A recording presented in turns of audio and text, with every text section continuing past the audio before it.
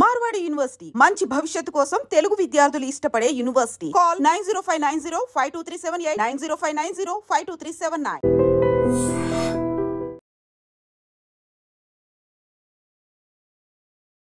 కరాచీలోనూ ఈ పేలుళ్ల శబ్దాలు వినిపించాయి కాబట్టి భారత్ గురువారం జరిపినటువంటి ఈ డ్రోన్ దాడుల్లో 3 చనిపోయారు, 4 సైనికులు, 8 మంది పౌరులు గాయపడ్డారు అంటూ కూడా పాకిస్తాన్ ప్రకటించింది. సో లాహోర్, గుజ్రాన్వాలా, చాక్వాల్, బహావల్పూర్, మియానో, కరాచీ, చార్, రావల్పిండి, అటోక్లలో ఇజ్రాయెల్ తయారు చేసినటువంటి 29 హారప్ డ్రోన్లను కూల్చేశామని పాక్ సైన్యం అధికార ప్రతినిధి ప్రకటించారు. 4 డ్రోన్లు లాహోర్ కంటోన్మెంట్ ప్రాంతాల్లో పడ్డాయని కూడా అధికారులు చెప్పినటువంటి పరిస్థితి పాక్ అధికారులు.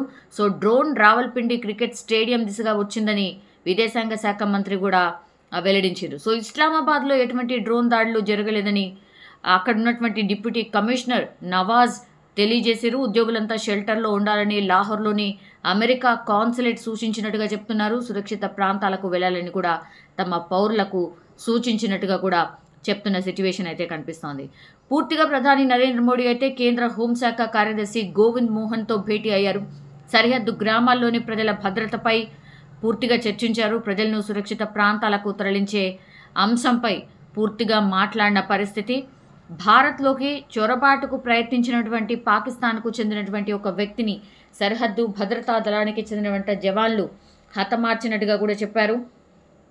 అండ్ అర్ధరాత్రి పంజాబ్లోని ఫిరోజ్పూర్ సెక్టార్లో కూడా ఈ ఘటన జరిగింది.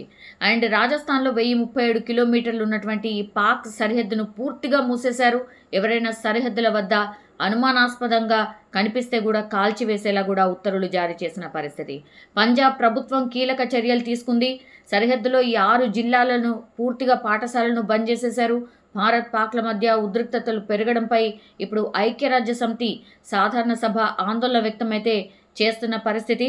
ఈ ఉద్రిక్తతల తగ్గింపు అంశం పాకిస్తాన్ చేతుల్లోనే ఉందని కూడా విదేశీ వ్యవహారాల శాఖ కార్యదర్శి విక్రమ్ మిస్ట్రీ కూడా స్పష్టం చేస్తూ ఉన్నారు. పహల్గాం దాడి ద్వారా పాకిస్తానే ఉద్రిక్తతలను రెచ్చగొట్టింది. మా లక్ష్యం ఉద్రిక్తతలను రెచ్చగొట్టడం కాదు, ఆపరేషన్ సింధూర్ ద్వారా పహల్గాం ఉగ్రదాడులకు ప్రతీకారం తీర్చుకున్నాం అంతే. పాకిస్తానే రెచ్చగొడుతోంది, మేము స్పందించాం. ఇప్పుడు పాకిస్తాన్ చేతిలోనే బంతి పాకిస్తాన్ కోర్టులోనే ఉంది అంటూ కూడా మనం స్పష్టం చేసిన విషయం. సో అంతర్జాతీయ సమాజానికి ఇప్పుడు ఈ పాకిస్తాన్ తప్పుడు సమాచారం అందిస్తోంది. పహల్గాం దాడులకు తామే బాధ్యతలమంటూ టీఆర్ఎఫ్ 2 సార్లు ప్రకటించింది. తమ దేశంలో ఉగ్రవాదులు లేరని పాక్ మరోవైపు చెప్తోంది. సో ఈ టీఆర్ఎఫ్ అనేది లష్కరే తోయిబా ముసుగు సంస్థ. ఎన్నోసార్లు చెప్పాం. ఐరాసాలో పహల్గాం ఉగ్రదాడి చర్చల్లో టీఆర్ఎఫ్ పాత్రను కూడా పాక్ వ్యతిరేకించింది. సో ఆధారాలను కూడా అప్పుడే అందించాం. ఈ ఐరాసా నిషేధించినటువంటి ఉగ్రవాదులకు పాకిస్తాన్ పూర్తిగా నిలయంగా మారిపోయింది. అంటే అక్కడే వాళ్ళకు షెల్టర్ ఇస్తోంది. ఉగ్రవాదాన్ని వదులుకునేందుకు పాక్ ఇప్పటికీ సిద్ధంగా లేదు. దానికి నిదర్శనమే ఈ యుద్ధం అనుకోవచ్చు. ఉగ్రవాదులకు ప్రభుత్వ లాంఛనాలతో అంత్యక్రియలు చేయడం కూడా మనం చూసాం. సో ఈ ఆపరేషన్ సింధూర్లో సామాన్య పౌరులు చనిపోయారనేది పూర్తిగా అవాస్తవం. ప్రార్థనా స్థలాలపై దాడి చేశామనేది కూడా అబద్ధం. సిక్కులను లక్ష్యంగా చేసుకొని కాశ్మీర్లో గురుద్వారాలపై పాక్ దాడులు చేస్తోంది. తాజాగా దాడుల్లో 3 సిక్కులు చనిపోయారని కూడా మిస్రీ వివరించిన పరిస్థితి అయితే కనిపిస్తోంది. ప్రస్తుతం అయితే ఇప్పుడు ఆపరేషన్ సింధూర్తో పాకిస్తాన్ అతలాకుతలం అయిపోయింది అనుకోవచ్చు. కవ్వింపు చర్యలకు ఇంకా కూడా పాల్పడుతోంది. ఇప్పుడు కుప్వారా, బారాముల్లా, ఊరి, పూంచ్, మెంతార్, రాజౌరి సెక్టార్స్లో కూడా మోటార్లు కావచ్చు, శక్తివంతమైనటువంటి శతఘ్నులతో ఇంకా కూడా కాల్పులకు తెగబడుతోంది. సో 16 మంది ఇప్పటివరకైతే చనిపోయినట్టుగా చెప్తున్నారు. 5 చిన్నారులు ఉన్నారు, 3 మహిళలు ఉన్నారు. పూంచ్ సెక్టార్లో చనిపోయినటువంటి వారిలో లాన్స్ నాయక్ దినేష్ కుమార్ అనే సైనికుడు కూడా ఉన్నాడు. సో ఈయన హర్యానాకు చెందిన సైనికుడు. మరోవైపు పాక్ ఇంకా కూడా కవ్వింపులకు భారత్ సమర్థవంతంగా తిప్పికొడుతున్న పరిస్థితి కనిపిస్తోంది. ఇప్పటికి కూడా దేశంలో పలు రాష్ట్రాల్లో హై అలర్ట్ కొనసాగుతోంది. ఆలయాలు కావచ్చు, నీటి ప్రాజెక్టుల వద్ద పూర్తి స్థాయిలో భద్రతను పెంచిండ్రు. విమానాశ్రయాల్లో సందర్శకులకు అనుమతి లేదు అంటూ కూడా ఆదేశాలు జారీ చేసిండ్రు.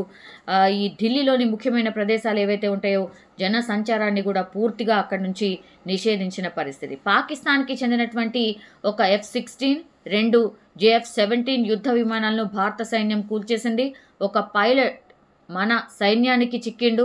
అక్నూర్లో S-400 రక్షణ వ్యవస్థ ఆ విమానాన్ని కూల్చేసిన పరిస్థితి. పాక్ పంజాబ్ ప్రావిన్స్లోని గగనతల ముందస్తు హెచ్చరిక వ్యవస్థను భారత్ పూర్తిగా ధ్వంసం చేసిన పరిస్థితి కనిపిస్తోంది. ప్రస్తుతం అయితే జమ్మూ కాశ్మీర్, పంజాబ్ రాష్ట్రాల్లో హై అలర్ట్ కొనసాగుతోంది.